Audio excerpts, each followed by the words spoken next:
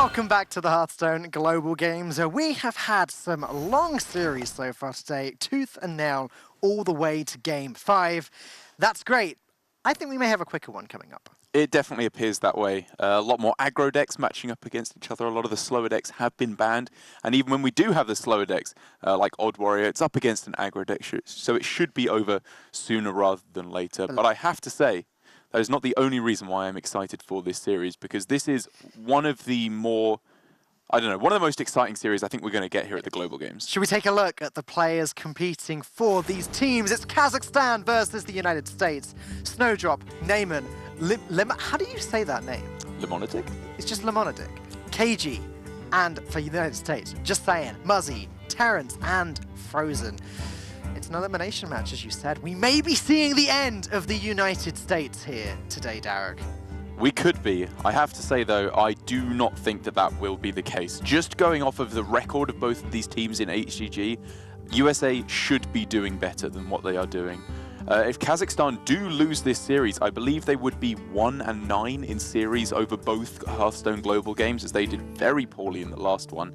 Whereas United States obviously made it all the way to the finals last year, a very strong contender in last year's Global Games. So to see them be knocked out so early would be very surprising indeed, which is, again, why I think they're in a pretty good spot to take this. Just saying, though, as far as the United countries are concerned, the United Kingdom doing a little bit better than the United States this year. You're just saying. Yeah, just saying. Right.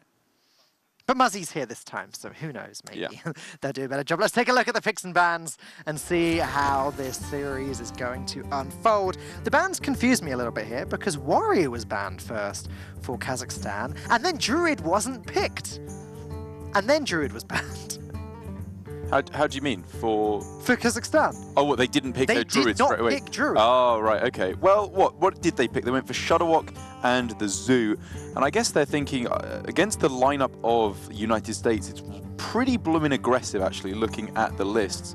They haven't even got Malagos Druid. They've got the Token Druid instead. So they didn't want to go for the Malagos Druid because they feel it could be overrun by the likes of the, the Zoos they've got in there, as well as a lot of the other aggressive decks. Truth is, we asked the United States very, very nicely to ban Odd Warrior straight away. So, if you want to pick your Warrior, please, for us, ban the other one. No, that's not true. But it is a surprise to see Odd Warrior as the first ban deck. Clearly, the United States believe that's the biggest threat to their lineup. It is a very strong deck at the moment, again, because it's powerful against the aggressive decks and the Malagos Druids, which is why we're seeing so much more, like we saw in the last series, Malagos Togwaggle Hybrid, or just Togwaggle Druid thrown in there, because it's still got a good shot against the aggressive decks, but it just destroys those control decks. But we've said that we think that this is going to be a quick one. Let's take a look at just why. First matchup is going to be Shudderwock Shaman versus Tempo Shudderwock Shaman, or Good Shaman, depending on what you want to call it. And after that, we have an aggressive deck in every single matchup. We have Death Rattle Hunter versus Odd Rogue. We have Aggro Mage versus Odd Paladin. We have Odd Rogue versus Odd Warrior, and then Zoo versus Control Priest. So this should be a quick one, and I believe it's pretty United States favored. It definitely would appear that way to me. Even when the aggressive decks line up against each other, it comes in United States favor because they have Odd Paladin against Aggro Mage, which is a brilliant matchup. You just lock down the board so consistently, and they don't have the ability to regain it. Even, it feels like, when they have the new board control cards like Shooting Star as well. Wouldn't like to go too far in calling this first matchup United States favored, although we've had a little chat about it, and we do tend to believe that the Tempo Shudderwock deck might be favored against Shudderwock Shaman just because it probably just wins first. It just kills the Shudderwock Shaman. Yeah, you're, I think, in a pretty good spot to make a board that the Shudderwock Shaman cannot deal with, because one of the biggest banes of classic controlled Shudderwock Shaman is it doesn't have the breadth of board clear, or the power of board clears, I suppose, that other classes do. Whereas for Priest, you just put 2 Psychic Screams in a deck, and with Shadow Visions in there as well, that's kind of all the board clear you're going to need for the entire game, especially with Dustbreakers thrown in there. However, for the control Shudderwock Shaman, if you've just got Volcanoes and Lightning Storms, through the use of Thrall Deathseer, Unstable Evolution, and sometimes even just Fungalmancer, the Tempo Shuttlewalk can do a very respectable job of just pulling all their minions out of range of board clears. So we think Terrence is probably just going to want to curve out as best as he possibly can. But for Kazakhstan, you know the drill by now. It's get the card draw early, draw Shuttlewalk. That's an area that we saw Taiwan fail in earlier. Everything was going in their favor, but they didn't draw the Shuttlewalk. And China did, so despite the fact everything else wasn't going in their favor, Taiwan actually lost that one. However, the question here will be, can Snowdrop survive for long enough to play his Shuttlewalk? And it's an interesting point to bring up when you say that the Tempo Shuttlewalk Shaman just wants to curve out, because there are a multitude of ways that you can do that. If you're pressing hero power every turn, you're kind of technically curving out because you're filling up all your mana, but that's very weak. You want to be making sure that you hit the power cards in this matchup, which isn't just like one drops, you know, like the Firefly that you have there. You want to be making power turns through the use of cards like Unstable Evolution, Corridor Creeper, Fungal Mancer, Thrall Deathseer, all these power cards that, again, bring your minions out of range of the board clears, which is so key. Funnily enough, I was playtesting the Tempo, the good Shaman, whatever you'd like to call it, with Sottle a couple of weeks ago. He was on the Zoo and I was on the Shaman. And I was toteming and then Fungal Mancering and doing these things. And Sottle said, no, this is a Shuttlewalk Shaman where I actually have to kill the totems, isn't it? Like, it's actually not wrong to totem up in this deck. Yeah. You want as many of those bad boys as possible, especially when you have 2 Corridor Creepers in hand, which is something that I would imagine will make Kazakhstan even more hesitant to hero power. But by the same merit, this isn't like a control matchup. They want to play those hero powers because every time they hit spell damage or taunt, they're really happy. Already pretty tough turn for Snowdrop here, though. He's going to have to use the coin to play something, so he sticks down that mana tide as early as possible. In the event where the Shaman, with the good Shaman can't deal with the mana tide totem, then that's great. And as it happens, they can't deal with the mana tide totem. In fact, there aren't many cards in the deck that would have allowed them to be able to. There were 2 lightning bolts. I think that's it. Yeah, I mean, it's a deck that focuses so much on its own board that it somewhat neglects any kind of reactive answers. Any reactive cards, I should say, sorry, somewhat in the vein of decks like the Spiteful decks a lot of the time didn't have answers for most of their opponents' threats, because similar to this deck, you just want to make the biggest board you can as quickly as possible. And then you follow up with either the burst plan later on, like you said, with Electro Lightning Bolt, or you can go very value-oriented with this deck as well. You can just throw down a Hagatha, make a whole bunch of spells, and start fatiguing some decks. Obviously, you're never fatiguing a Shuttlewalk Shaman because they have that ultimate win condition. I did have a very quick chat with Neyman about the series from Kazakhstan's perspective here before the matchup order had come out. And he did say at that point, based on deck lists alone, they felt like it was very 50-50. And they said that they were hoping to just not try anything new and crazy. They just want to play good cards, win the game. Since then, obviously, the lineup has maybe fallen in the United States' favor a little bit. I wonder how they're feeling now. Probably not too good.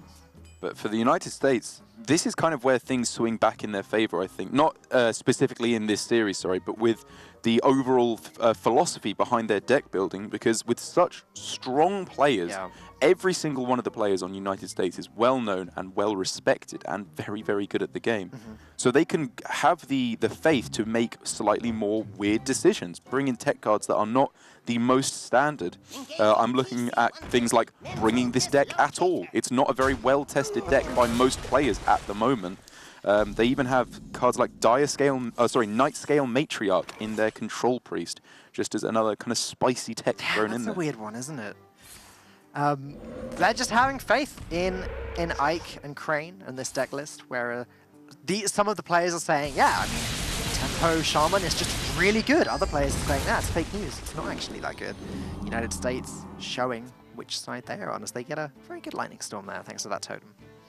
But a whole multitude of options here available for Kazakhstan. They can go for the immediate strongest play onto the board, which actually looking at it, what would that be? Yeah, I don't know. Like I guess Kalaseth Coin Saranite is the strongest play on the board right now. Oh, they don't have coin. It would have to be. Sorry, so I guess Kalaseth Acolyte. Yeah. I think you probably want to be saving Zola for something a little bit quicker than Kalaseth, because just going 2/2/2/2/2/2 for 7 mana is very slow onto the board. And vitally, both Sour Knight Chain Gangs have been drawn already, and that is the most powerful hit from the Keleseth. So actually getting these extra Keleseth buffs aren't that worthwhile anymore. So maybe just Sour Knight Chain Gang is the way to go.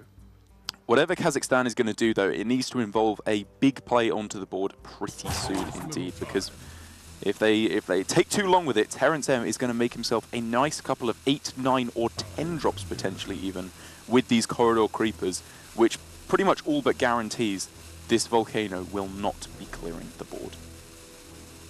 Truth is found in death. Okay, he does go with the double Keleseth. Yeah, I don't know if I actually like saving back the Acolyte here, because his thinking is obviously, I would imagine it's if you want to save the Acolyte, you can go for Acolyte Volcano at a later date, which I think, if that is his thinking, is too greedy. It could just be that he wants more Prince Keleseth buffs here. But what's he hoping to hit with the Keleseth buffs? Like I said, both Sour Knights have been drawn, Grumble has been drawn. There aren't that many minions left. We're talking Life Drinkers, Ooze. There's a lot of the cheap minions, like getting Glacial Shards is very good. Sure. Like, it's not bad. It's a fine play. I just think drawing cards immediately with Acolyte of Pain, it's not that much less stats you're developing onto the board. Elephant in the room now, though, is the fact that the United States have drawn their Shudderwock. They don't have that many battle cries on the go yet, but I mean, Giggling Inventor has a pretty good battle cry. No good whatsoever in traditional Shudderwock Shaman, as you don't want the Annoyatrons bounced back to the hand, clogging up the hand space. But in this deck, it's pretty good. Yeah, you're very happy to get that. It's annoying how it always works out with the Shudderwock, where you have to just pray that you summon the Annoyatrons before you upgrade or before you Fungalmancer. Obviously with the battle cries coming from Shudderwock. But for the United States, just doing what Tempo Shudderwock Shaman does, going nice and wide and making their opponent be very afraid indeed, because if they were met with a Thrall Deathseer here, that is absolutely massive. Or even just a Fungalmancer, or even just this Unstable Evolution, if it's just zapped on a whole bunch of the different minions here, you can make a very wide board. It's situations like this where you kind of have to think, wouldn't it be good if this deck ran a Bloodlust? Yeah. I see your point. I think that's something that is asked a lot of the creators of this deck, to which the answer is you don't actually get into situations like this that much. Exactly, yeah. And even when you do, you don't have the follow-up to close things out, because if you go Bloodlust here, even though it's very good here, obviously, the follow-up would be that you don't really have the extra burst to kill your opponent, and running a card that is so often just completely dead, I think you have to have a very good reason to run Bloodlust. I have a question for you, Derek. How many Keleseths do you actually want to play? Because Grumble with both of these on the board next turn. Well, if you're asking me that if I could just choose, I would choose to play one Keleseth in a deck, otherwise it wouldn't activate. But in your hand? In your hand? Oh, if I could start the game with 4 Keleseths, I would take that, I think. No more, no less. But yeah, for Kazakhstan, this is going to start popping off pretty quickly indeed, if they decide to go for that, however. They run very quickly into hand space issues, and it is a slow play. You're just bouncing all these minions back to your hand, and slow plays is not something that they are going to be afforded as United States finally pop off with that Unstable Evolution. Voidlord. Getting a decent option here. Voidlord is not bad. You might just go straight up for the 10 drop though to try and hit that 12-12 stat line, which is so juicy. That's definitely being turned into a 10-mana card. Mechathune. Okay. Well, it's not a 12-12, but...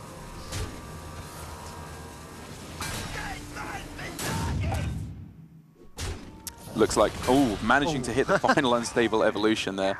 And getting some pretty good outcomes. 5 mana, 5/5, the Voidlord to protect all their other guys. And then the Mechathune is the real beating stick of this operation, just killing their opponent as quick as possible. Earthshock is a nice answer for that Voidlord, though, sort of. Really thought you were going to say that Mechathune there. Well, it does prevent the Mechathune from just winning the game, Derek. Let's just get that straight.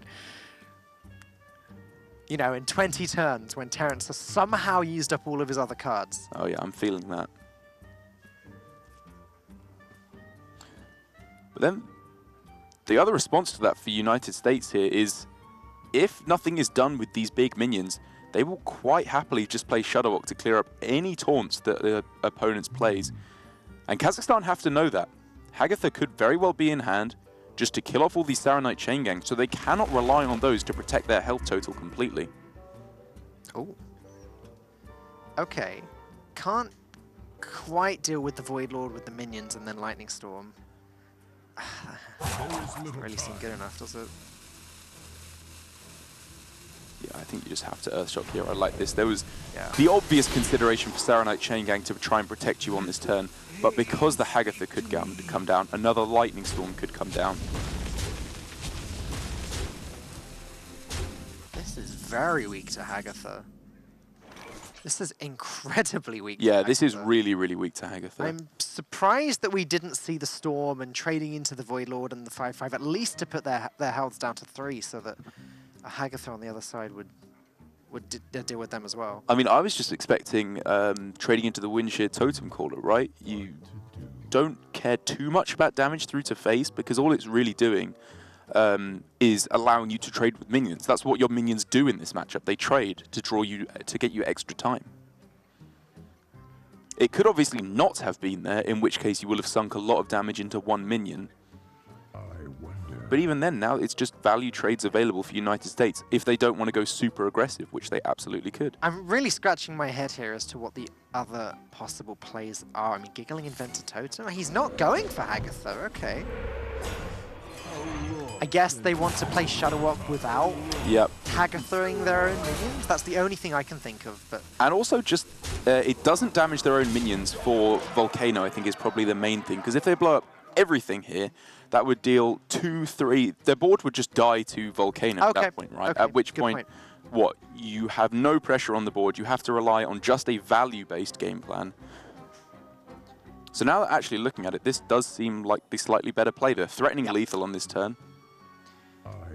yeah, I agree. They only actually lost 3 damage to the face by not playing the Hagatha there, as the 5/5 and the 10/10 still were able to go there. And again, with everything you just said, in addition, Shadowwalk is now better than it would have been if they'd played Hagatha.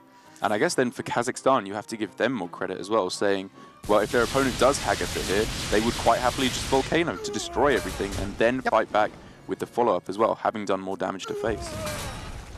Anyways, now Hagatha on the other side with the 0-mana Lightning Storm looking real strong. But Shadowwalk looking very strong for the United States. Yeah, does it do that much though? You can copy, you can get a copy of yourself. The Shadowwalk will copy itself with Saronite. My jaws that bite, my claws that catch. You forgot about the Flame Elemental Tower. They get a Flame Elemental. No, they get 2 copies. Okay, just for 3 6/6s, I guess you take this, huh? Volcano doesn't clear this. Yeah. That's something. The other option would have been play Giggling, play Mind Control Tech just to fill up the Battlecry pool, but I think this is fine. This is a strong tempo swing back in the United States' favor. Yeah. And what does Kazakhstan actually have to stop this? They could play Saronite, but then, hey, Hagatha just wins the game. Perplexing. I guess Saronite plus Healing Rain? Oof. You are looking at stuff like that. If they, if they do just go for simply Saronite on its own and don't go for the Healing Rain and like develop a Acolyte of Pain instead, they are running into the situation where they just die. Hagatha would just kill them on the following turn, so they do have to make these defensive plays. But by the same merit then, maybe they have to say we're in such a bad spot that we need to make riskier plays and just go for the Acolyte of Pain. It's a sign. You have to play one. Yeah, I do like this play though. There was some consideration to saying we're in such a bad spot, we have to take risks. But I don't think they were in that bad of a position. So now the question is Hagatha actually the play this turn? It would allow Terrence to push 18 damage, so leaving 12 health for Snowdrop, which is a tough position to be in. However, it damages the Shadowwalks and means Volcano would be a board clear. Yes. Then you need to think, what else are you doing? If you double attack in, you have 10, 14, Giggling Inventor. You can put enough health on the board to survive against a Volcano, which is pretty important. The damage through to face is also very good, and you don't know that they have Volcano.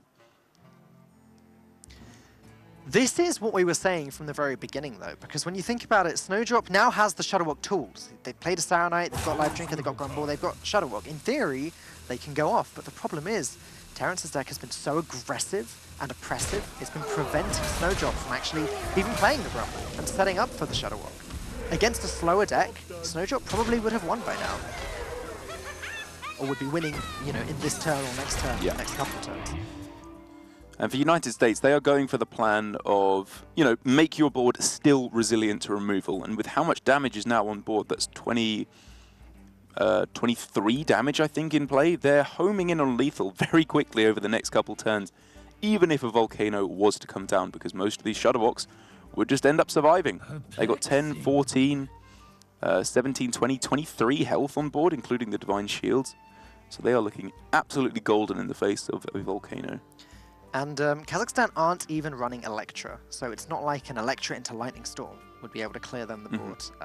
They're just, like another team we saw earlier today, Taiwan, they've just chosen not to include it. Which, again, plays into the United States' favor. If you are willing to make risks and they happen to be good risks, you will usually find yourself in a better position, because the United States, they are so strong, bringing these slightly weird decks that they know work because of how good they are at building these lineups.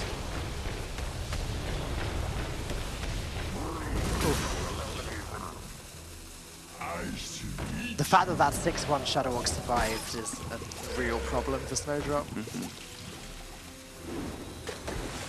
The follow-up, however, for the USA is not really currently there. It only needs to be a little bit of board clear for Kazakhstan to pull themselves back in this in a pretty major way. Well, it's funny because now they're in the position where they sort of wish they had played Hagatha already, because then with every minion they play, they get a spell. That could include Lava Bursts, that could include Bloodlusts, it could include the legendary spell. There's all sorts they could get from Hagatha. Yes. But with this play, like, their board would have been completely cleared by Volcano if they played Hagatha. Oh yeah, no, I'm not saying it would have been correct. Oh, right. I'm saying they now sort of wish they had Hagatha on the board. Yes. Oh, yeah. I would agree with you there. I wonder. Thrall would be pretty good here as well, evolving these Shuttlewalks into an 11-drop, into a giant. And those are the cards that United States has been missing throughout the game. They got the one unstable evolution, which was clearly very, very powerful. But the fact that there's no synergy between unstable evolution and giving another battle cry to Shuttlewalk meant that their kind of late game, I don't want to say win condition, but powerhouse in Shuttlewalk was significantly weakened. And so they just have to go with this line of play of trying to push damage, trying to stick a board.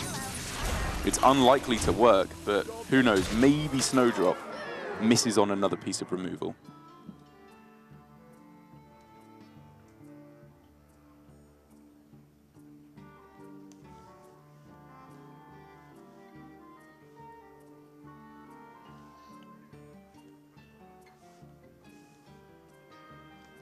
Kazakhstan need to at least gain some life or put some taunt up. And they do have the tools. I mean, Avalanche freezes a minion and deals with others. Cryostasis can freeze a minion. Life Drinker heals them. Healing Rain heals them. We may be turning a corner here in this game. But Snowdrop still hasn't found the time to play Grumble. They haven't, but that's not really what they need to be focusing on quite yet, No. I would say. I think also, you know, they don't have to play Grumble before Shuttlewalk. There could very possibly come a time where they just throw it onto the board, rely on the fact that there's no clear from their opponent. That's true. Then follow up with Grumble. Yeah, that's true. I hadn't thought about that actually, but this deck doesn't run that much removal. That's a little bit more like it from the United States. They just need something that does damage here. They don't necessarily have to go for it here because there's a pretty strong play in just clearing off the board with Hagatha. You can trade off all the minions that would die to Hagatha anyway. Yep. Leave the Neutron and the Shuttlewalk alive. Yes, but if you're taking a slow value plan, that's real weak against Shuttlewalk Shaman. It is. Fungalmancer is certainly the more aggressive play and therefore probably the better one. Again, they'd love to have Thrall here, evolving the Giggling Inventor into a 7-drop.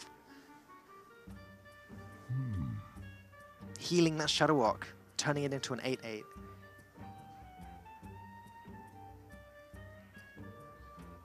Well, as a wise man once said, you can't always get what you want.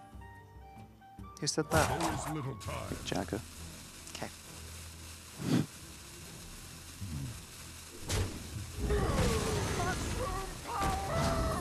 wonder what percentage of that turn consisted of the USA players arguing over where to put the Fungal Mancer. Probably a fair amount, because the obvious choice is the Divine Shield, right? It's always good to buff up minions with Divine Shield. That's why there's such great synergy in Paladin between the Divine Shield minions and the buff cards.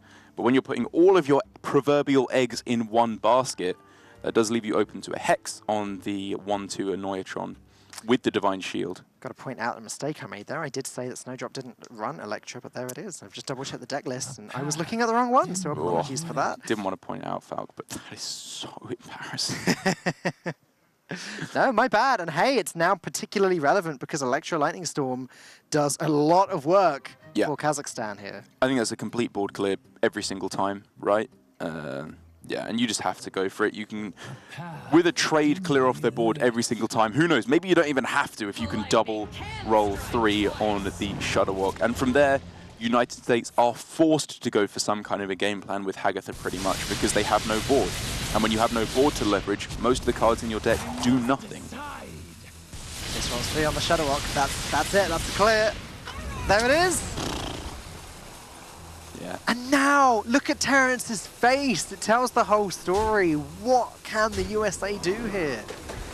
Pretty much nothing would be the answer. There was just too many removal pieces from Kazakhstan. Every board that United States put down got answered very quickly. And the fact that they only drew one unstable evolution, they were never able to get Thrall or the second unstable evolution. They only got one Fungal Mancer, and it seemed to be a little bit too late. There's no Lich King. So many of these power cards the USA just missed out on. As now there is 10, 12, 15 damage available this turn, I believe, with Life Drinker. You can't go like Life Drinker, Grumble, double Life Drinker, any of that nonsense, even if you had 10 mana. So it looks like probably just setting up for the best play on the following turn, making sure there's a very low chance your opponent can clear the board, and even if they do, you simply have Shudderwalk for double Life Drinker lethal on the very next turn. Who needs Shudderwalk? Look at these stats on the board. Thanks, Double Kaliseth. I mean, hey, it worked out for them, right? We were kind of questioning that fact because they could have drawn more cards in the immediate with Acolyte of Pain, which they didn't play for the whole game, but they didn't really need it. They drew so many cards anyway through the Manatide totems, and just the fact they didn't have to play that many. And I believe here, even with Lightning Storm off the top. No heal available for Terrence, so unless they got a Healing Rain from the Mind Control tech, that's it. Shudderwalk is just lethal from the hand. Wow. Surprise victory, I would say, for Kazakhstan there. Yeah, and United States didn't have the worst hand ever. They got double Corridor Creeper, obviously, with the Unstable Evolution, which gave them one hell of a strong swing turn. I suppose it's worth questioning somewhat their decision to go for Voidlord instead of just upgrading it to a 10-drop, because that always increases the attack by at least 5, right? The worst you can get is an 8/8 on the 10-drop slot. I think so. It did protect their other minions, and if not met with a Earthshock, would have also given them great resilience to a board clear. If Volcano comes down, they can then thrall their 1/3s. But we are talking about a deck that does run 1 copy of Earthshock and 2 Hexes, which I believe neither of had been played yet. So chances of the Voidlord being cleared were high. Yeah, but the Earthshock is the only one that like really makes a difference, because if you go for a 10-drop, they just hex that, right? Like, unless you get Tyrant. Unless you get Tyrant. Which is obviously now a lower chance than it was before the expansion came out introducing Mecha 3. There you go. Double Life Drinker from the Shudderwalk does spell the end of the game. Kazakhstan take game number 1. It's still looking like a good series for USA, but Kazakhstan definitely showing that they are in this to fight. They do not want to be knocked out of the Hearthstone Global Games just yet, even by the United States. They most certainly do not. They really have something to prove this year. After last year, they went on such a bad record. I think they were the lowest performing team in the entire tournament last year. We don't talk about it. I know. I hate to keep bringing it up, but you know, we need to separate how players actually did. We talk about all of these players as if they're the best in the world, and while on team Kazakhstan, we know Neyman has got what it takes. He's gotten very far in the HCT circuit before. But last year, they did not have what it takes, to be perfectly honest. This time, they are on the brink of repeating that same mistake. Well, they've already got more wins this year than they had last year, so that's true. Let's take a look at what's coming up next It's going to be Death Rattle Hunter for Kazakhstan versus Odd Rogue for Just Saying. We have talked about this matchup already today. And it's just aggro versus Death Rattle Hunter. We had the mage earlier. Odd Rogue should be telling the same story. I would agree with you there. The Hunter can get some very nice boards early on, but it really does just all revolve around the egg, to be honest. They have to go egg into flanking strike their own egg in the worst case scenario, or play dead and Terrascale Stalkers on it in the best case scenario. Or they just get overrun by the Rogue. The damage is simply too high unless the Odd Rogue gets a truly miserable hand. Yep, it's going to be a tough game for the Death Rattle Hunter. It can happen, but again, moving forwards, we have an aggro deck in every single upcoming game. And the way it's fallen into place, it does seem USA favored. After this, we have Odd Paladin versus Aggro Mage. That should be Odd Paladin favored, as it contests, it fights for the board better and gets the board better. Maybe Shooting Star could change the matchup a little bit, make a slight difference, but it should still be very Odd Paladin favored. Then we've got Odd Warrior versus Odd Rogue. What do you think of that matchup, Derek? It's basically just one of the reasons why I think Odd Warrior is in such a good spot at the moment, because it does just dominate all these aggressive decks. Your tank up hero power on its own just completely solos any kind of burst potential that they may go for. They just have to stick aboard.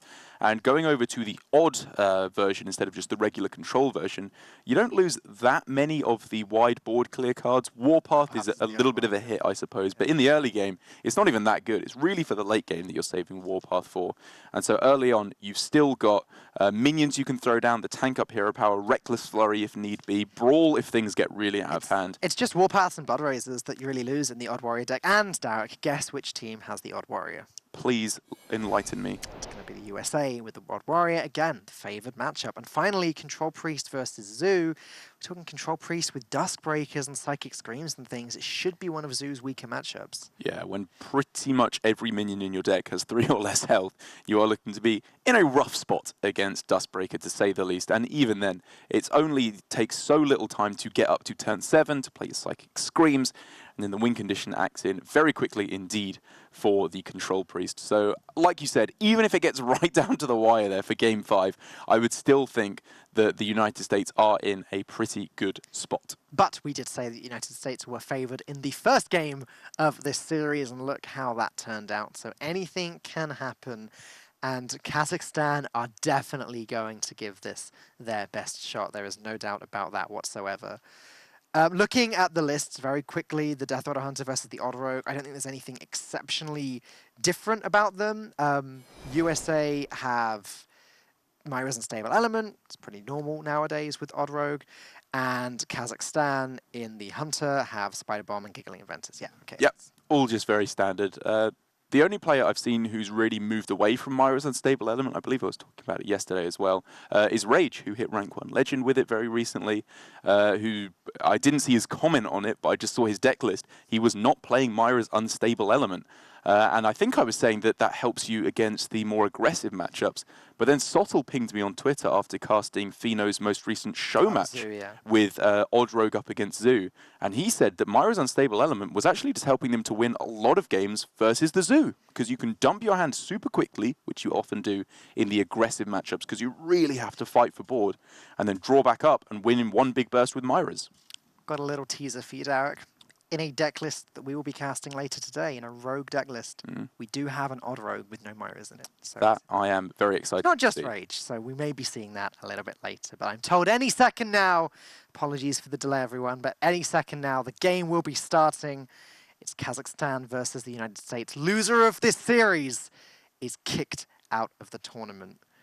And again, it feels like there's a lot of weight to that statement at the moment. The United States being kicked out of the Hearthstone Global Games in Week 4 would be a disaster for, I'm sure, a lot of people watching right now. Yeah, and I'm sure also for the Twitch servers, because I do not even want to think how they would handle that many NA lulls per minute in a chat. I know.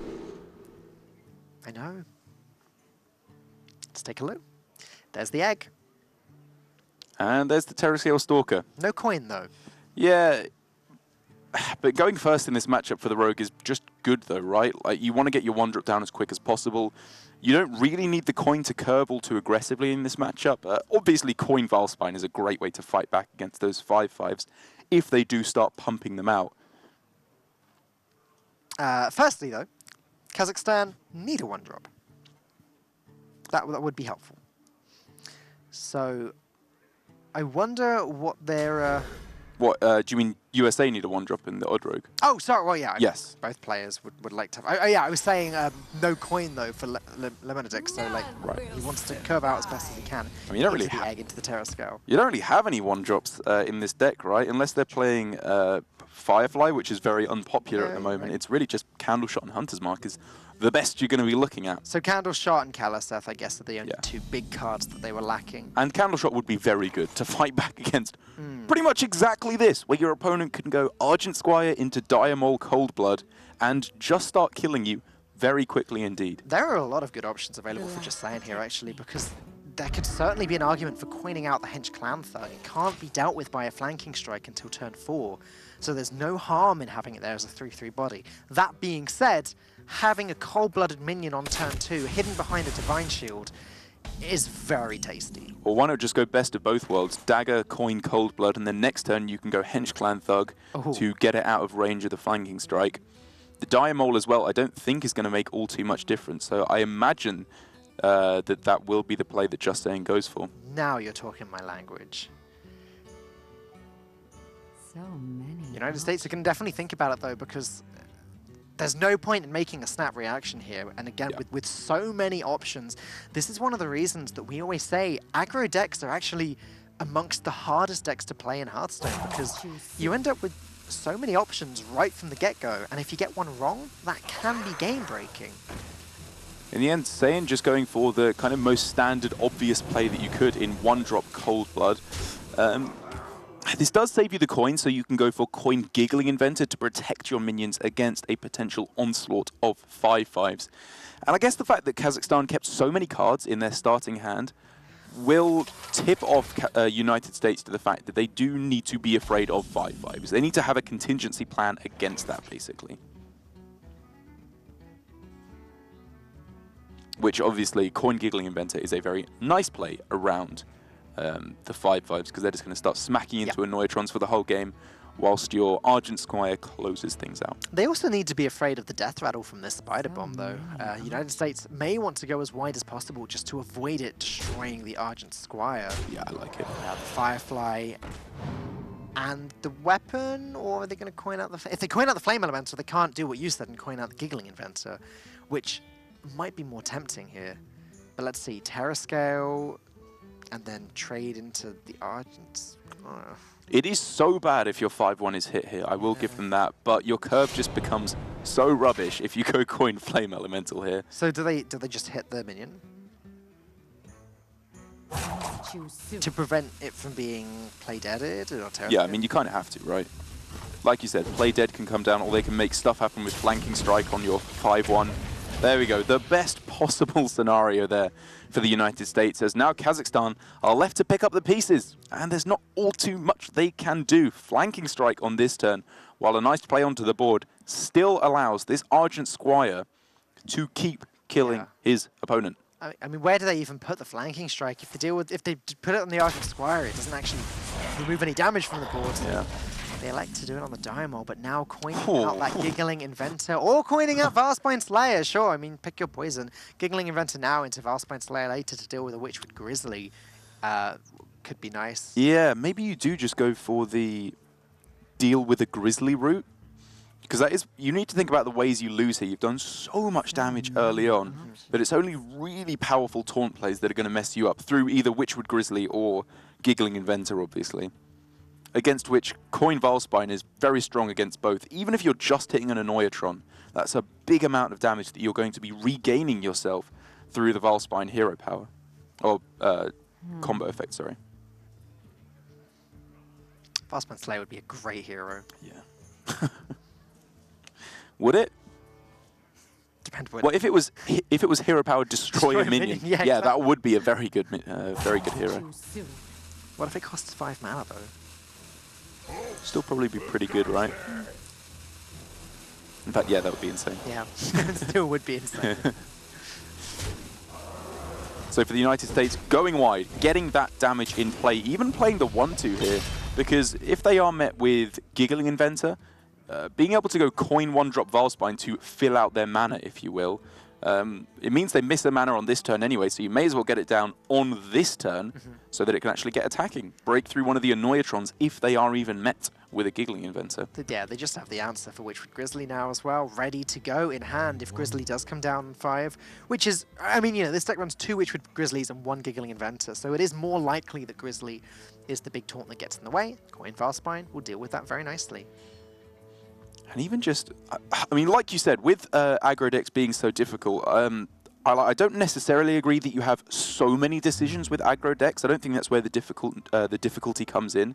It's the fact that each small difference you can make is so punishing in these quick matchups, because we can just see here, if Justine had gone for the play I was suggesting, where he goes Dagger, Coin, Cold Blood for an immediately stronger play, getting a Hench Clan on board the next turn, it would have clearly been strong against Flanking Strike and got the damage in, but they would have had no coin for this Valspine, which means look how much damage they'd be losing. And that is where the complexity comes from. It's knowing when to use the coin, knowing when to use your Diamol rather than your Archer Squire, knowing when to hold back these minions, especially in Rogue for combo effects. As we see 3 damage missing for the United States, and there's not really much that Kazakhstan can do about this. They've got Deathstalker Rexar, that gains them 5 health, but doesn't deal with anything. And with the help of the Wolf, they can deal with 1 minion, but that's it. Yeah, not enough. If they played Rexar, they would just die because they'd go up to 8. There would be 7 on board. Game over. So they have to go for tracking into the Giggling Inventor, I think. Taking another look at the deck list. Yeah, they do run 1 Giggling in the deck, and that's really all they've got, I think. It's not a good game plan. And even then, like, then what? Would they just be dead then anyway? They would be dead. They wouldn't necessarily see that they would be dead there, because 4 attacks and then the 5-1 goes face. Right, yeah, yeah. Job done.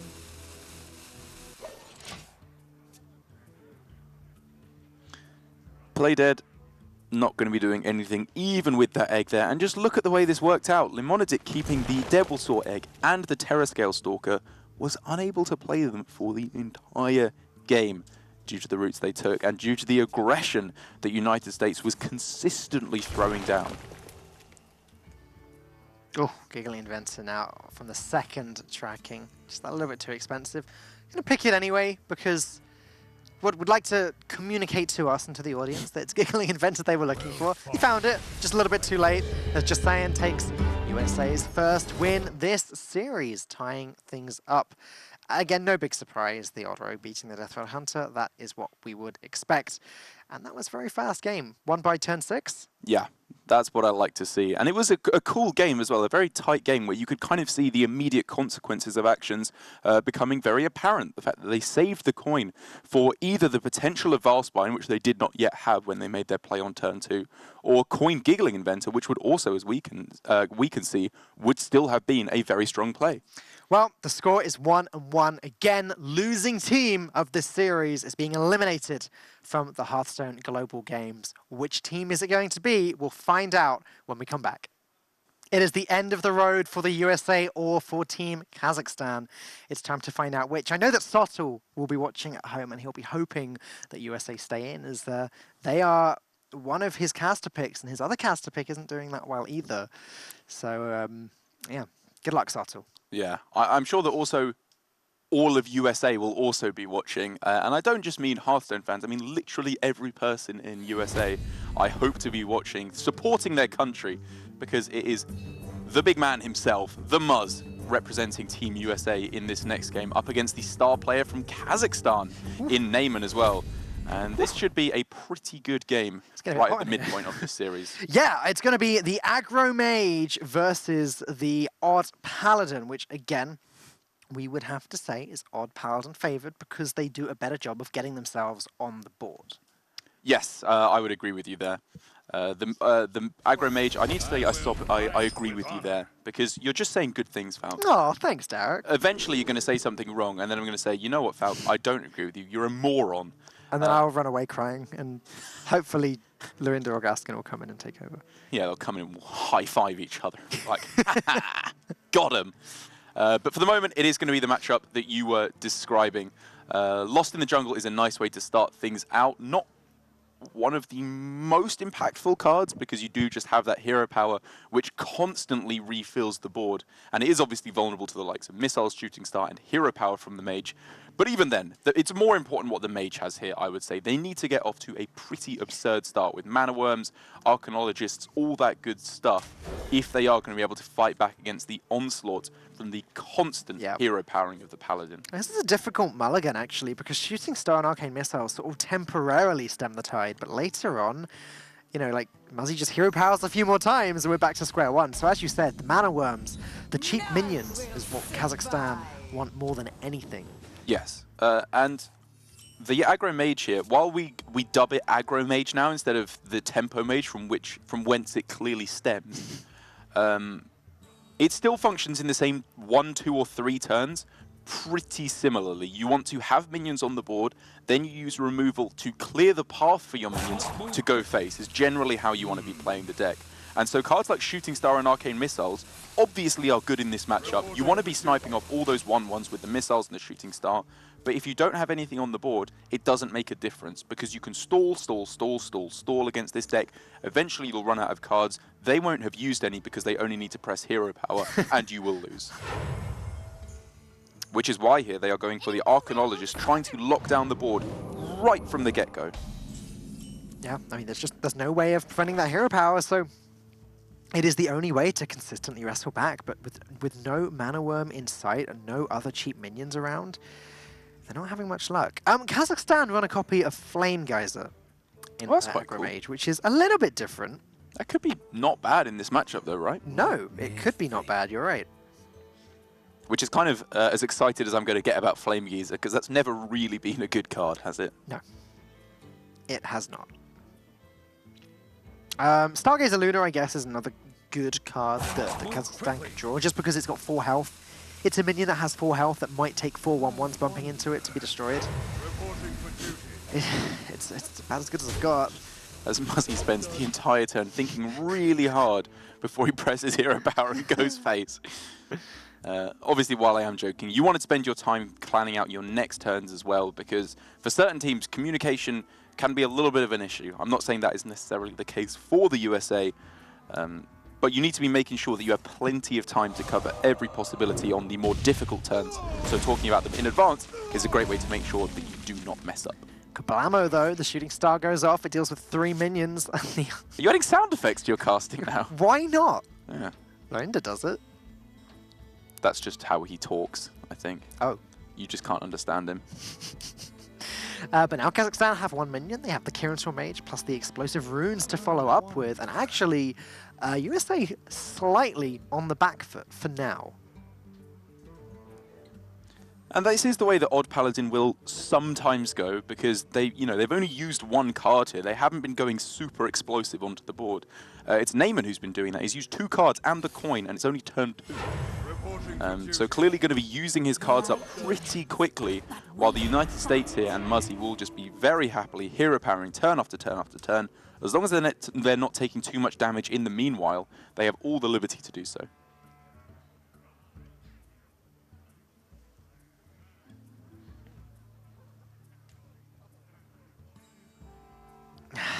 So, I guess Cinderstorm is an option, but it's so difficult to pass up the turn 3 Kirintor Mage secret play. The problem is that 1/1 is preventing Neyman from trading into anything. So maybe he has to Cinderstorm. Ugh. Yeah, it's not good, is it? You want to start sticking more stuff on board now for when you go for Cinderstorms.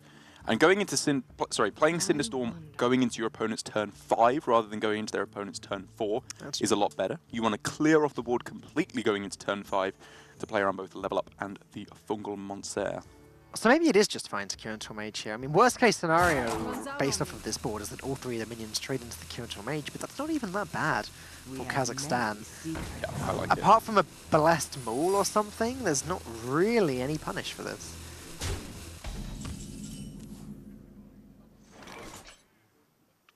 Raid Leader, if played first, does just get destroyed. So I imagine if United States are playing Raid Leader, they are going to go ahead and do this, play the Argent Squire first. I don't even think they need to, though, right? They can just go Glotron hero power. Like, you just keep pressing that hero power, and you will just win. Yeah.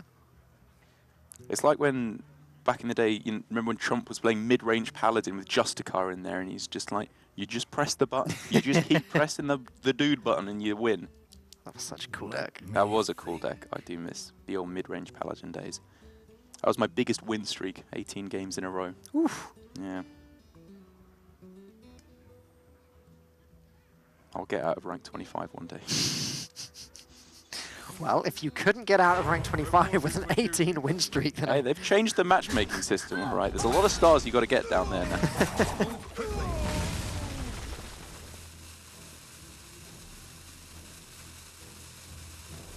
As Muzzy here is just going for that same plan, splitting up his 1 health minions as well to play around the shooting star. A very nice way of doing so, because there's no possibility for spell damage into shooting star, and it wouldn't make any difference anyway, because Neyman would just target one of the ones on the edge and still kill off the Glowtron. But now for Neyman, it's that same old problem where he's used a lot of cards and not really done a whole lot of damage, is falling behind on board, even with Arcane Missile Cinderstorm on this turn, if he wanted to just pretty much definitely clear up the board with a trade-in as well, if he really wanted to, although that's not the way you'd go.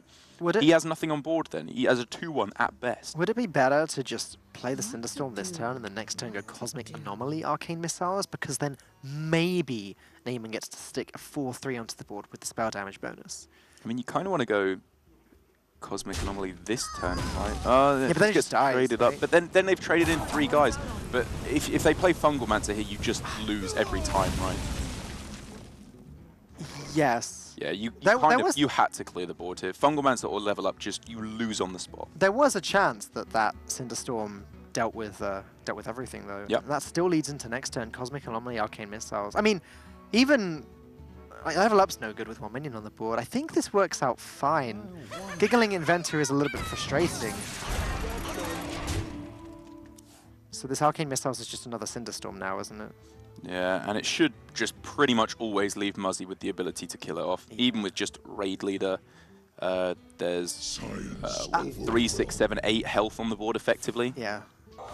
If it leaves one Annoyatron alive, then it's fine, but that's so unlikely. Yeah. That was pretty underwhelming. Not even hitting the 2-1, that's miserable. Yeah, you're quite happy. I was going to say you just Raid Leader Hero Power. If you Raid Leader trade, it's down to 4. No, you still can't play the Corridor Creeper. You could double trade and then go Raid Leader Corridor, but just save the Corridor Creeper. Like, you don't need to play it this turn. You're still developing a lot onto the board if you just go Raid Leader Hero Power. Let me think. And this really has just been from Muzzy a slow, methodical, just dissecting of Neyman's game plan. Nothing he's done really got him close. Yeah. I mean, we're saying it's over. There is the possibility for Kazakhstan to draw a Luneth, maybe have a crazy Luna turn to pull things back. I don't know, Derek. With Raid Leader, with Raid Leader Hero Power here, the Giggling Inventor making such an easy trade, such a wide board. I can't even imagine a Luneth or a Luna. Like, say Luna's drawn here. Okay, Frostbolt, the Raid Leader, great. Best case scenario, draw a Shooting Star and Arcane Missiles after that. Yeah. Awesome. Then what? Yeah, you don't do much. I think this does look pretty over in Muzzy's favour.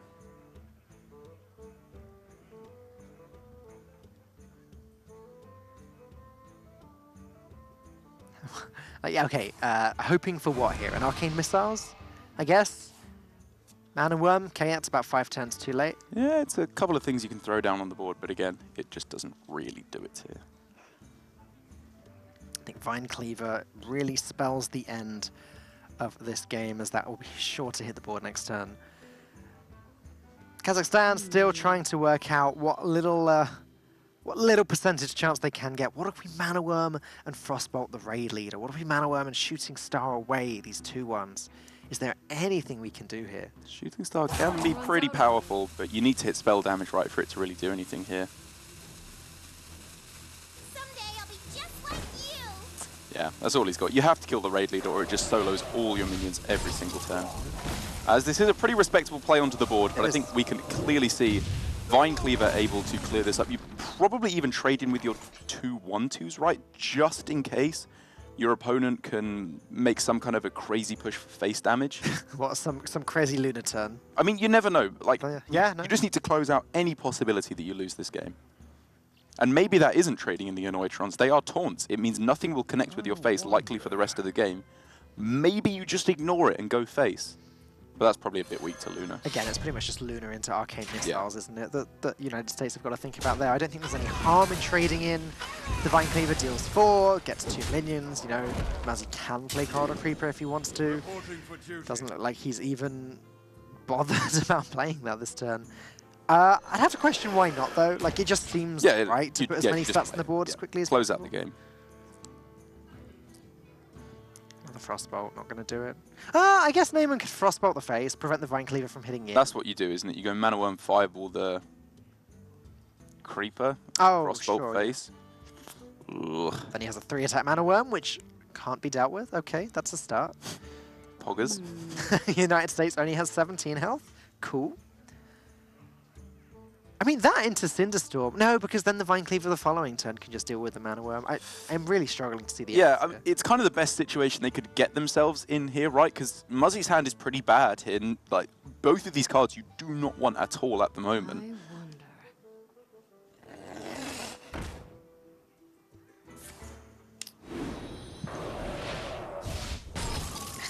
I mean, this just leaves it with the ability to clear it off on board. Yeah. Well, I guess now Neyman's decided, you know what, that Fireball has to go face. They're not running a Pyroblast, so I'm not sure where the rest of the damage is going to come from. But yeah. But there we go. That's best case scenario, I guess. Maybe a Luna Cinderstorm Flame Geyser play all going face? I don't know. And while this game is slowing down, do you want a fun fact? Go on, Derek. Right. Who's got 2 thumbs and is Muzzy's favourite caster? Pull the Murloc. This guy. For reference for the audience, I am pointing at myself like a complete idiot with my 2 thumbs right now. I'm doing a pretty good job. They're pointed directly at me. Well done. He said in his player packet for Copa America, which I was casting recently, I'm his favourite caster because I appreciate memes just as much as he does. Well, there you go. Yeah. It's also probably because I make him feel really good about himself, because while we were both I was trying to beat him on the punch bag, see how hard you can hit machine at DreamHack Summer, which I know you're well aware of, and I broke my wrist in the attempt to do so, and it still hurts me to this day. That's why I said trying to when you were pointing at yourself, yeah. Oh, how is your wrist now, Dara? I've been meaning to ask you off stream all day. We've got a chance now, so I may as well just ask. Yeah, I mean, it's not perfect. Still some things I can't do with my right hand. I can't lean on it really at this point.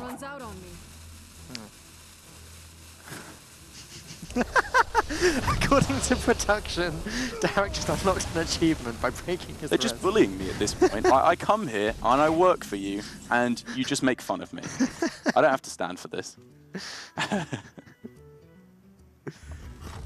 As now for the United States at a pretty healthy 16 health. They're obviously not in fear of dying in the right now, because I think both Frostbolts have been used at this point. Just 1 Fireball left in hand for Neyman, which I think Muzzy will pretty much know has to be Fireball at this point, unless there's a Pyroblast in the list, which there is not. And I think Muzzy just wins the game before he loses it pretty much every time, right? Yep. Set up lethal very handily this turn. Yep, exactly, and that's the thing. Kazakhstan have to start to use their spells to prevent lethal rather than to deal damage to the face. In which case, they are never actually dealing any damage to the face, and even in this ideal world where he got the Cinderstorm, it's just never even getting close to lethal. So you've got to Fireball something here just to stay alive in addition to the Cinderstorm, and again, that is basically giving up It's your fine. win condition. No, Cinderstorm is fine. All 5 hit the Corridor Creeper. That's a good start. Even that's just not good enough, is it? Yeah, I have to imagine no matter what Neyman does, Muzzy will be hitting him in the face harder than he hits Swedish punching bags. Which is quite hard. Which is really hard. He's strong. Harder than you can, anyway. Much harder than I can. I'm a little wimp. It's all in the technique as well. Right. I don't have the techers down. I'm a pacifist. Until I see punching bags, then I just see red. As the only real option available here for Kazakhstan, Neyman kind of needs to hit this as well. He misses everything, throws it down. It's been in the books for a while now as Muzzy does take game number 3, bringing USA up 2 games to 1, just doing what Muzzy does, winning games at Hearthstone. That is what Muzzy does, and he does it pretty darn well. Muzzy is one of the best Hearthstone players in the world. I think a lot of people will argue that he is the best Hearthstone player in the world. And then a lot of other people will argue that Hunter Ace is the best player in the world, and then they'll have a big fight. And Muzzy would win. Because he's very good at punching things. Anyways, next up, we have KG on the Odd Rogue versus Frozen on the Odd Warrior. Frozen, of course, 2nd place, Hearthstone World Championship 2017. And we talked about this matchup a little bit earlier, and you were saying the reason that Odd Warrior actually is strong is because it preys upon these aggressive decks like the Odd Rogue. Yes, especially when you have a pilot as strong as Frozen at the helm. It's not the Warrior deck I would associate him with most heavily. When I've been watching his stream, not so much in recent months or since the Boomsday Project expansion, but he's been playing a lot of Recruit Warrior. I would put him, on a similar level to Fibonacci. You obviously can't quite compare any Control Warrior player to Fibonacci because he's on a whole nother level. But he's been innovating with the deck a lot, trying it with the Woe Cleaver package, without the Woe Cleaver package. It was very educational watching his stream and getting his opinion on the Recruit Warrior. But I would have to imagine some of that expertise with the slow control styles of Warrior will carry over to this Odd Warrior. Well, I've just double and triple checked, and there is definitely no Woe Cleaver in this Odd Warrior list. That would be a little bit strange. But yeah, I mean, Frozen is a fantastic Warrior player through and through. I would maybe argue that the Fury Hunter might have a chance one day of contesting Fibonacci in the Warrior thing. Fury Hunter doesn't even play Odd Warrior anymore. No, Every time I see him on Twitch chat, he's like, "Hey, Derek, guess what I'm playing?" And it's always Quest Rogue. And I'm like, Fury Hunter, what did they do to you? You win one tour stop and you think you're all that. And you stop playing Odd Warrior. Came into my stream last week and told me that Odd Warrior is just a bad deck at the moment. So unfortunately, we're not going to see Fury Hunter contesting Fibonacci anytime soon. But yeah, in terms of this matchup, Odd Warrior is going to stand a very good chance. The Odd Rogue can be very aggressive, I guess, in the early game with Hench Clan Thugs, but usually the Odd Warrior will be able to deal with everything. And that's what the Odd Rogue relies on, isn't it? They stick a board that the Odd Warrior cannot deal with. Right. Because obviously the armor gain way outclasses any kind of lethals you're trying to push forward with Leroy and Coldblood, unless you get a crazy aggressive start and a very heavy board control start, which, like you said, revolves around Hench Clan Thug or sticking a Vicious Fledgling, if Vicious Fledgling is even in the deck list. It is, yeah. Yeah, you've got 2 of them in there as well. Captain Greenskin as well as a fairly juicy minion. But no Cobalt Scalebanes, which can be nice against some of the slower decks as well. And the problem is that with this build of Odd Rogue, apart from Baku, every single minion in the deck has less than 4 health, which means at any time in the game, Tank Up Reckless Flurry is a full board clear. Yeah, okay, there's an Argent Squire, and yeah, Fungalmancer can buff things out of range, but usually Tank Up Reckless Flurry will just be a full board clear, no exceptions. I mean, there are a couple of exceptions, right? You've got Divine Shield minions with Argent Squire and the Giggling Inventor, and Edwin Van Cleef, which could get off to a very nice big start. Not in, of course there is. Not in a lot of Odd Rogues that we're seeing at the moment, actually, but can be super powerful when it finds its spot. Yeah, that's strange. I seemed really surprised when I saw Edwin, and then realized, wait, shouldn't Edwin be in every Odd Rogue? And then realized, wait, no, it hasn't been. What? I mean, there's just too many 3-drops you want to play now. With double Blood Knight thrown in there as well, you want to play that. You want to play Void Ripper. You kind of even want to play Owls, even though that's kind of bottom of the tech ladder at the moment. None will survive. But here for United States, this is Armor Central right now with double Shield Slam and a Reckless Flurry. Ain't nothing going to be sticking on this board against Frozen. Town Crier as well. These rush minions can be very handy. You know, nice little 3-mana 3/3 to deal with a Vicious Fledgling. Yeah, it's nuts. On turn 3. KG is really going to struggle with this one. 2 odd decks on opposite ends of the spectrum here. The pure aggro and the pure control. This is not a bad hand for Kazakhstan to be getting off to, though. Another Argent Squire Coldblood game in contrast to United States Argent Squire Coldblood game, sorry. It's a little bit more awkward how they have to sequence it, though, because they, due to the Town Crier being picked up, can't just go Squire, 1-drop Coldblood. Instead opting to go for double 1-drop instead to clear it up on this turn, and then follow up with a later Argent Squire, or at least clearing the runway for Vicious Fledgling. Oh look, Dynamatic, another incredible card at clearing boards that Odd Rogues can try to curate. Is Frozen playing on a tablet as well? It does kind of look like that, doesn't it? Yeah, it looks like he's in a hotel as well. Unless that's his decor, in which I apologise, Frank. It's a good job.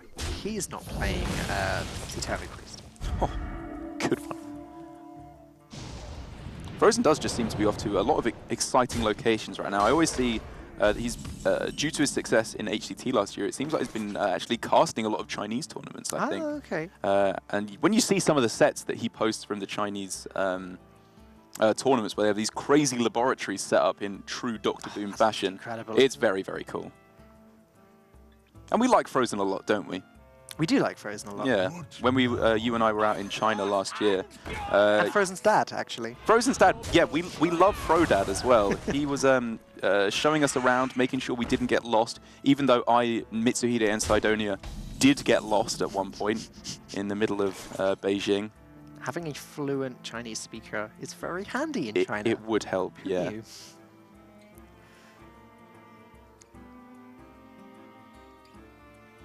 As again, multitude of options available here for Frozen, with another Rabid Worgen being picked up here. We could see Hero Power Shield Slam, which does obviously get that hero power in, which is so important here. And the Rabid Worgen can be used to take value trades, so I do like this here, because how much bigger of a minion are you actually likely to see? Like you said, pretty much every minion has 4 or less health. Look how good that Dynomatic is going to be next turn. Yeah. Like, either way, if Kazakhstan Hero Powers plays the Deckhand, great, it clears the board. If they play the Hench Clan, great, it clears the board. If they go Hench Clan into Deckhand, then that is 1 too much health, it's right? 1 too much, okay. All right, you got me. In which case the Hench Clan probably survives there, using very rough kind of volcano maths there. You got me. But then Frozen can Shield Slam Worgen. I mean, you just don't care, right? Yeah. It's still such a good spot. Frozen has just drawn all the good cards here. Who goes there? And KG hasn't drawn badly himself, but in this matchup, the Warrior Jaw just wins. And there you go, Dynomatic. This is about as good a Dynomatic as you could ever hope for. Apart from when it has Rush, when it can do even more disgusting things. And just imagine what the mood must be over at Team Kazakhstan now. I mean, yeah, very happy about that. Frozen's obviously feeling pretty good here, having a giggle with the chums, as it were. I think it's partly to do with the animation. The way the bombs just get thrown one at a time. Yeah. Feels very strong. But again, Kazakhstan, you have to be feeling so dire right now. Obviously, it didn't look like they were in the same location, but they will be communicating in some way. And I just think it has to be feeling pretty dire indeed over there. Upon further inspection, it could be a touchscreen laptop. Okay. Or both. Technology is a marvelous thing these days, Falcone. Or maybe it's neither. And he's just miming for us and playing on a computer with his feet. The possibilities truly are endless. No. It's unlikely, I'll grant you. Yeah, I'd say so.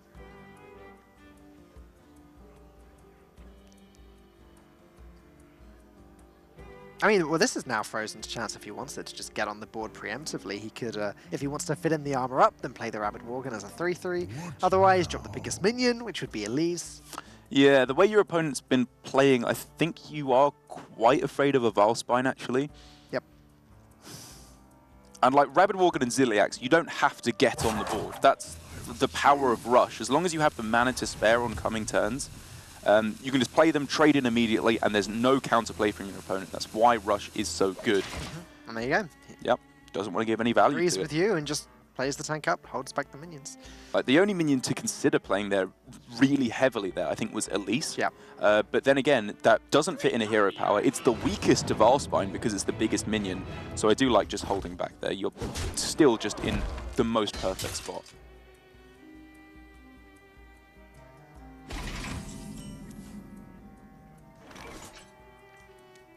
We don't always see Fiery War Axe included in these odd warriors at the moment. Still hurts me to this day. I miss a 2-mana War Axe so You much. just wish it was an even warrior. I really liked Even Warrior. Did you ever play Jambre's Jambre's Even list Recruit Warrior? with the bladed gauntlet? That deck was sick. And he did surprisingly well with it. I, unsurprisingly, did badly with it. Frozen actually only running the 2 weapons in his odd warrior. He's running 1 copy of Fiery War Axe and 1 copy of Super Collider. Most odd warriors, I think, are running 2 Super Colliders and no War Axe. Gorhau seems to have fallen out of favor. United States now going in with the Elise Trailblazer. Obviously, probably not for the pack over the course of this game, just for the 5-5 body. Because now, while there's not that much attack on the board, he gets to fit in the hero power as well. Even if it is met with 1-drop Valspine, I think you quite happily just clear off the board with a Reckless Flurry, because that probably means they played at least 2 minions onto the board, and then you just mop up. Deckhand Fungalmancer is probably something to consider for Kazakhstan this turn. That pushes so much damage, at least removing all of the armor. They do go for the Valspine. Oh, hold my tongue just for a second. Okay, can I do it? They do go for the Valspine in the end. However, they're still able to push 9 damage if they swing the weapon as well, removing all of the armor.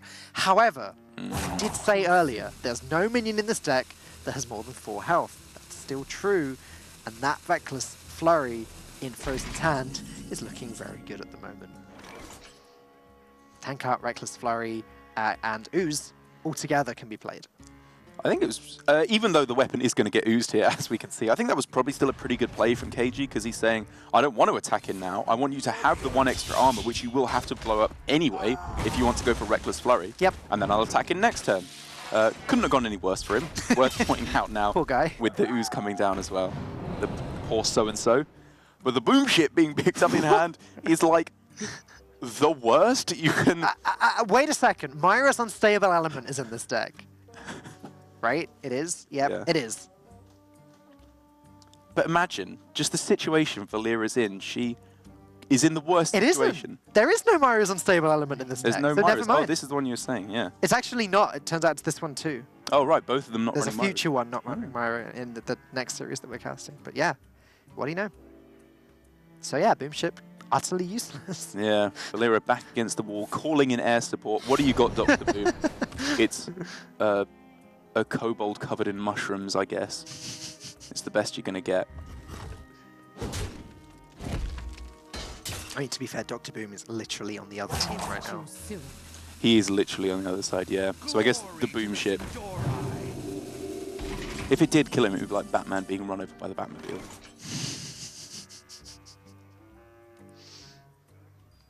It's just like a really cruel trick. If Valera did just ask Dr. Boom for help or mercy, like, yeah, I'll just give them a really powerful card that I know won't help them in any way whatsoever.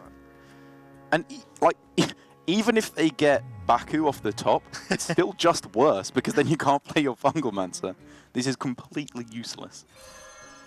Oh no, I guess it gives it Rush, right? Yeah. Wow. Still pretty bad. If it gave Baku charge, maybe then it would be another story. But then I think all we'd ever see is Boom Ship Warrior. Yeah, and I doubt Kazakhstan are finding the funny side in this, as just Frozen just carrying on with the standard game plan, clearing off everything that comes down, hero powering every turn. He's at exact starting health total on turn 9. The Odd Rogue has not done its job if that's the case.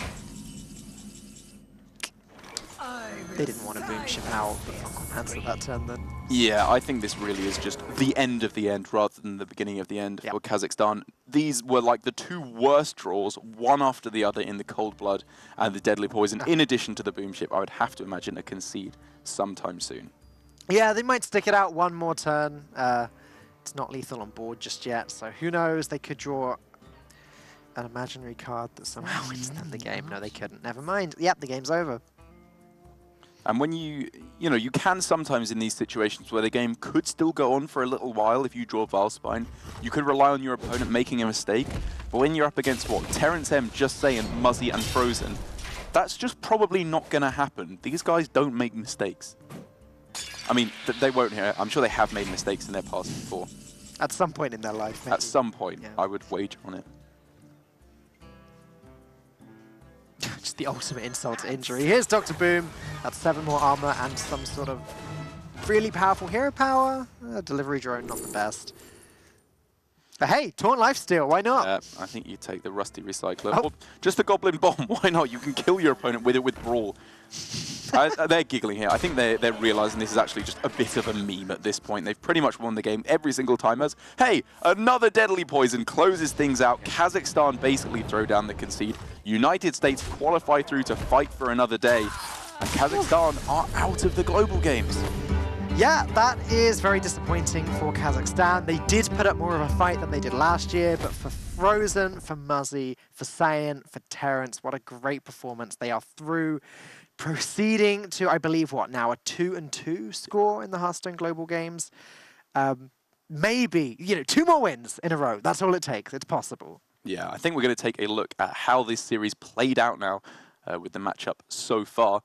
But like you said, for the USA, they are going to have to win 2 more games, which would have meant they would have won 4 games in a row after going 0-2 at the start of the global games, which would be pretty incredible to see. It would be. It would be quite the comeback, but there you go. This was a very fast series. We expected it to be even faster, as we did believe that Terrence's Shaman was favored against Snowdrops, but there you go. We didn't even get to play the last game, which also would have been favored for Muzzy. Kazakhstan did not stand much of a chance this series after the match order had been decided.